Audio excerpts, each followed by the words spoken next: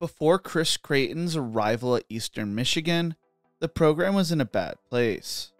The athletic department was bleeding money, fans were calling for the school to drop down to the FCS level, and they seemed to be in college football purgatory. Creighton has turned the program around, leading them to a handful of bowl wins and their most consistent success when it comes to winning in school history. This is the story of the rise of Eastern Michigan football. But before we get into this, if you enjoy college football content like this, make sure to leave a like and subscribe. Also, let me know if you think Eastern Michigan can win the MAC conference in the comment section below. I'm also raising money for a charity run I'm participating in at the end of September. If you are interested in donating, the link is in the description below, and I would greatly appreciate it. Eastern Michigan is located in Ypsilanti, Michigan, which is about a 45-minute drive west of Detroit.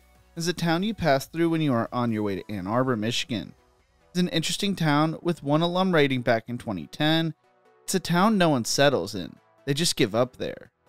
Eastern Michigan is known for their teaching school, being one of the best in the state, and over the past few years has seen their football program become a consistent winner. But that was not always the case. Eastern Michigan began playing football in 1891 as the Michigan State Normal School. They would win their first 9 conference titles between 1896 to 1957, with their most successful period lasting from 1925 to 1930, when they won 5 conference titles and went 44-2.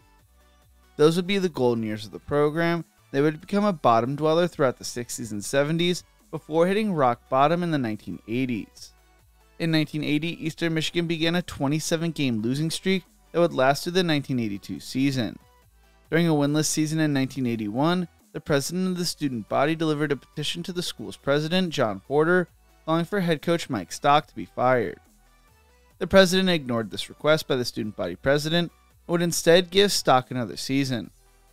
Finally, after a disastrous 1982 season, Stock was fired, finishing his Eastern Michigan career with a 6-38-1 record. During the 80s, the Mid-American Conference looked into the possibility of kicking Eastern Michigan football out of the conference, with fans calling the situation the MAC attack. They had been struggling with attendance for years at this point, and for good reason too, and began using crazy marketing tactics to get fans to come to games and to meet the MAC attendance quota to stay in the conference. They brought in B-list acts like comedian Skip Stevenson and singer Lynn Anderson, who lip-synced through her whole set, and even the Dallas Cowboys cheerleaders to perform at halftime of the game, who were booed by fans due to not wearing their usual uniform in the freezing Eastern Michigan weather. Greg Eno from Bleacher Report wrote back in 2010, football games at Eastern Michigan back then were about 25% football and 75% circus. But it worked. The school met the max attendance requirements and was allowed to remain in the conference. Jim Harkema would revive the program for a short period of time, leading them to 4 consecutive winning seasons from 1986 to 1989, and led them to their first and only MAC conference title. He also led them to their first bowl win in school history when they upset 17.5-point favorite San Jose State in the 1987 California Bowl. Once the calendar turned to the 90s, Eastern Michigan returned to struggling, going 2-9 in 1990 and 3-7-1 in 1991. Things would only get worse as 1995 would be their last winning season for over the next 20 years, as they would watch the program crumble. After a promising 6-5 start in his first season as head coach, Rick Ransnick would finish his Eastern Michigan career going 20-34 and ran the program into the ground as he chose to recruit more junior college players rather than high school seniors. Jeff Woodruff would take over as head coach in 2000 and would never lead the Eagles to more than 3 wins in any of his 4 seasons, finishing with a record of 9-34. When he was fired, athletic director David Dials Jr. told the press, "Jeff Woodruff has developed our program with quality young men, but the team is not on the competitive level that we felt we should be on after 4 years." Dials felt that Woodruff had built a foundation that the next coach could build on. Jeff Gank would follow Woodruff and lead the Eagles to a 4-7 record and their best record in the MAC since 1999, going 4-4 in conference play. He also led them to wins over in-state rivals Western Michigan and Central Michigan for the first time since 1986. 2005 saw them go 4-7 once again, as they would lose 2 one-point games a 2-point game, and a game by 8 points, which was heartbreaking for a school still looking for their first winning season since 1995. 2006 would be the worst season under Genk, as they continued to struggle in one-score games, losing 6 of said games, finishing the year 1-11.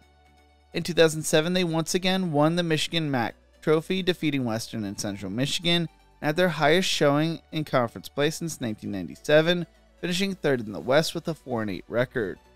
After a 3-9 season in 2008, Genk was fired, going out with an upset win over Central Michigan 56-52, finishing his Eastern Michigan coaching career with a 16-42 record. Ron English was brought in to coach Eastern Michigan, with many hoping he could be the one to turn the program around. English had coached under Michigan head coach great Lloyd Carr from 2003 to 2007, serving as Carr's defensive coordinator in the last 2 seasons there. He then spent the 2008 season with Louisville after interviewing for the Michigan and Arkansas head coaching jobs. English's first season would not go very well, as the Eagles would be one of 2 teams to finish the season without a win, going 0-12, the other team being Western Kentucky. They finished ranked towards the bottom of ESPN's bottom 10, and the program looked to be in its worst place yet. English would not help the program out with his comments about players who came from single-family homes. Greg Eno from the Bleacher Report wrote back in 2010, and as if the Eagles needed anything else to make recruiting Detroit high schools hard on themselves, English opened his mouth a few months ago and inserted a big football cleat into it. Speaking to a reporter, English basically said that he didn't think a man could properly coach kids raised by a single mother. It was a sloppy way of trumpeting the virtues of kids who come from a dual-parent home. Guess which city's football-playing kids have the lowest percentage of dual parents? English began to offend not only single mothers, but also the PSL coaches who coach those single mothers' boys. Things only got worse as Eastern Michigan would continue to struggle in 2010, going 2-10 and losing a game to Northern Illinois 71-3. Their losing streak during English's first 2 seasons had gotten up to 18 games for an overtime win over Ball State. English's best season came in 2011 when they finished the year going 6-6, which was the most wins the school had had since 1995. It would not be eligible for a bowl game though, as 2 of their wins came against FCS opponents. It had still not had a winning season for 16 years, but it looked like things may be on the up and up. English was named the MAC Head Coach of the Year, and some wondered whether he could be a candidate for BCS schools, with his name linked to Illinois, Arizona State, and Washington State.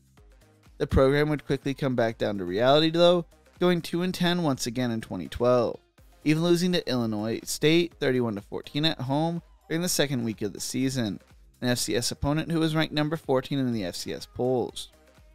After a 1-8 start during the 2013 season, English was abruptly fired less than 24 hours before the game against Western Michigan. During a meeting in October, English would go on a tirade directed at his team, calling them homophobic slurs, constantly cursing at them, and belittling them. The meeting would be filmed, and once Eastern Michigan leadership got a hold of the audio, they felt a change in leadership was needed and fired him. During this time period, there were cries from fans and those involved with the university to either cut football as a whole or drop down to the FCS level. They had gone over 18 years at this point without a winning season, and attendance was dreadful. The school was bleeding money from athletics, and students weren't happy watching their tuition continue to rise to offset the loss. Then came the arrival of Chris Creighton. Creighton first became a head coach at Ottawa University, an NAIA school located in Ottawa, Kansas. Creighton would go 32-9 in his 4 seasons there and won 2 conference titles. He would then take the head coaching job at Wabash, a Division III school where he turned the program into the national championship contender year in and year out, putting together a 63-15 record, winning 3 NCAC Coach of the Year awards and 4 conference titles. During this time, he reached out to national champion winning coaches for advice, hearing back from guys like Jim Tressel so he could learn how they found their success. Following the 2007 season, he would leave Wabash to take the head coaching job at Drake, who played in the Pioneer League of the FCS level. There, he would put together a 41-22 record. When he took the head coaching job at Eastern Michigan, he had never had a losing season as a head coach in his 17-year career. That would change in 2014 when Eastern Michigan would go 2-10, followed by a 1-11 season in 2015.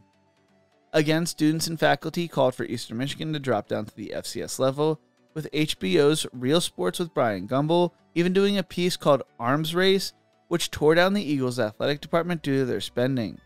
Gumbel said, "Colleges around the country are in the grips of an athletic arms race, spending billions on coaches and facilities in an effort to one-up each other. In the process, the vast majority of schools are losing money, prompting many to gut athletic programs and raise tuition on students who already are swimming in debt."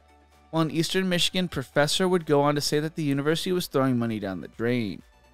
Instead, Eastern Michigan would choose to double down with more media money coming into the program.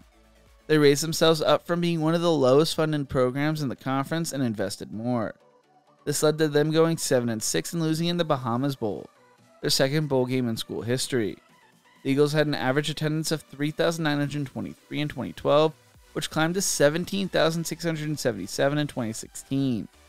With the increase of attendance, the school was able to reinvest more, which helped the program do even better. After a 5-0 season in 2017, Eastern Michigan would make it back to a bowl game in 2018, finishing the year 7-6. 2018 saw them go 6-7, where 2020 led to another tough season where they went 2-4. 2021 saw the team go 7-6 once again and make it back to a bowl game, but up to this point they had yet to win a bowl game. That was going to be the next step for the program that had been down for so long. During the 2022 season, Eastern Michigan would tie with Toledo at the top of the MAC West Division, but watched as the Rockets would play in the conference title game instead of them due to their 27-24 loss to them earlier in the season. The Eagles would play in the famous Idaho Potato Bowl, where they would defeat San Jose State 41-27, giving them their second ever bowl win in school history. Heading into the 2023 season, there was a lot of excitement around the Eastern Michigan football program, with some even projecting them to win the MAC West, and most predicting they would finish second. Eastern Michigan would finish the season 6-6, making it to their third straight bowl game for the first time in school history. Heading into the game, they were also looking to win back-to-back bowl games for the first time in their 132-year football history. Unfortunately, they would lose, so that record will have to wait. Heading into the 2024 season, Eastern Michigan is the only MAC school to not yet play in the MAC championship game in Detroit. They had turned the program around, and now the next step is to change that. Creighton has had the opportunity to leave, but has chosen to stay and make history at Eastern Michigan.